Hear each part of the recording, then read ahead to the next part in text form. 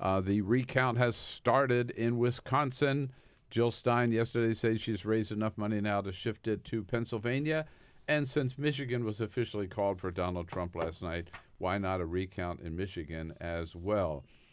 Chris Moody is here with us as a friend of Bill the entire hour from CNN.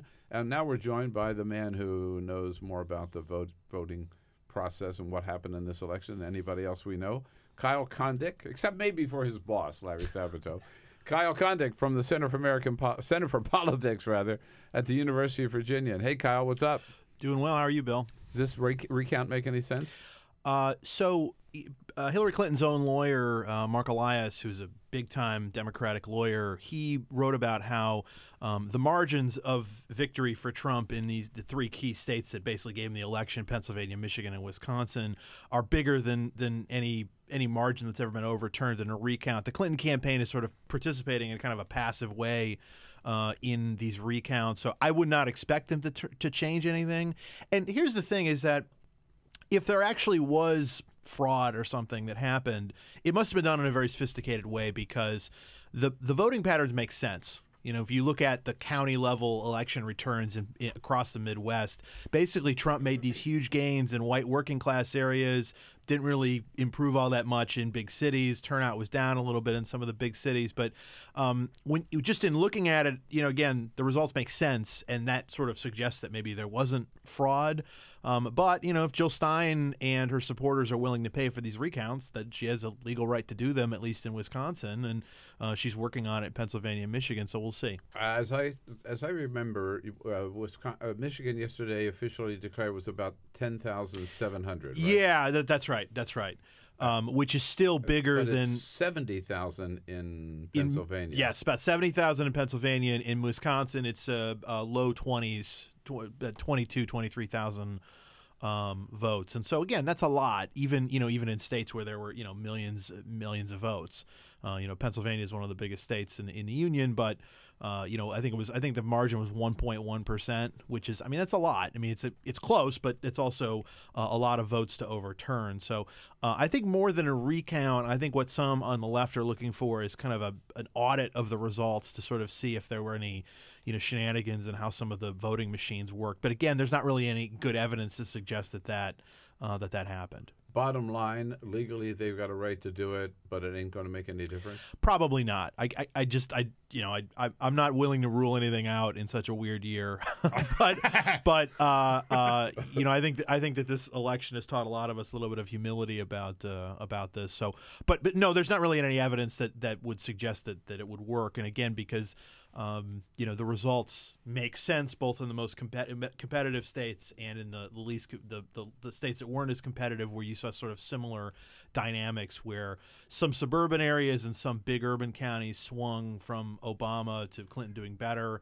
but Trump did much better than Clinton in some of the rural areas. And again, you see that pattern throughout the country. What was the margin? Remind me, or Chris, in Florida in 2000? We were talking like 500. I think it was 538 votes. Actually, that's what I recall, right? And Florida was, you're talking about millions upon millions of votes cast, and so that was a different story. I remember before the election, there was, obviously Trump made the comment saying that he would only accept the outcome if he won or something like that, and I remember talking about it and saying, well, when he said, the votes are rigged or whatever, which there wasn't any evidence in advance that would be the case. And of course he won the election. So, but now you have to prove that they weren't maybe not rigged. Right. Exactly. But I remember saying to, before the election that if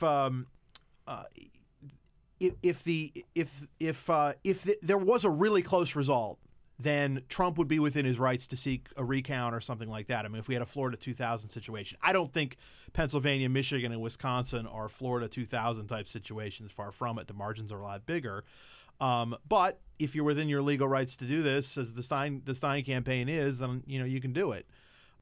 It's just that, for fighting Donald Trump and fighting Republicans in Congress, will those millions of dollars be well spent, or will they be better spent on, say, helping the Democrat Foster Campbell trying to win the Louisiana Senate race, which may be hopeless too, but that's still a race that's outstanding. That's going to be, I think, in December 10th. So when Hillary Clinton says she's playing a passive role in this, what does that mean, really? I think basically that the remnants of the Clinton campaign want there to be their own lawyers sort of part of the process, just in case something comes up, then they can be sort of aware of the developments. But the Clinton campaign made their own decision that they were not going to try to fund these recounts or to seek these recounts. And I don't blame them for having someone involved. And again, Mark Elias, the person I mentioned earlier, has been very involved in this sort of ongoing count in North Carolina, where it looks like Democrat Roy Cooper is going to be the next governor of North Carolina. But the incumbent governor, Republican Pat McCrory, has been sort of challenging, certain votes or what have you. What's the margin there? Do you know? I think it's up to about 9,000 votes in North Carolina. So again, that's almost as much as what Trump won Michigan by, and so that's also not a result that you'd expect to get overturned in a recount. But that nuance gets lost in conservative talk radio and other places where they say Hillary Clinton now demanding a recount, putting the nation through a horrible experience, which is not.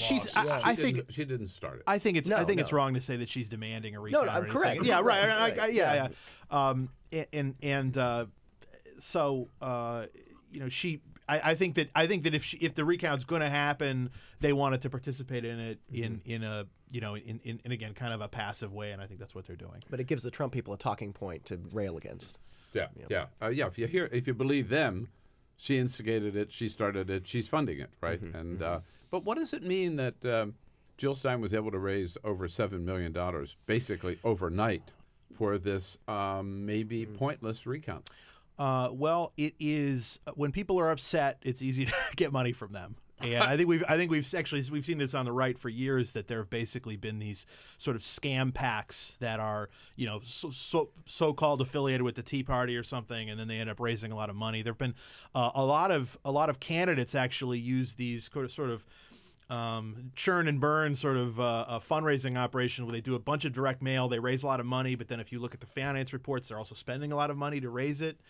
And I just wonder if this is going to start happening on the left now that Trump's in power, is that you're going to have I'm not necessarily saying that the Stein campaign is being unscrupulous in this, but they may be sort of selling their supporters a little bit more hope than there actually is in this effort.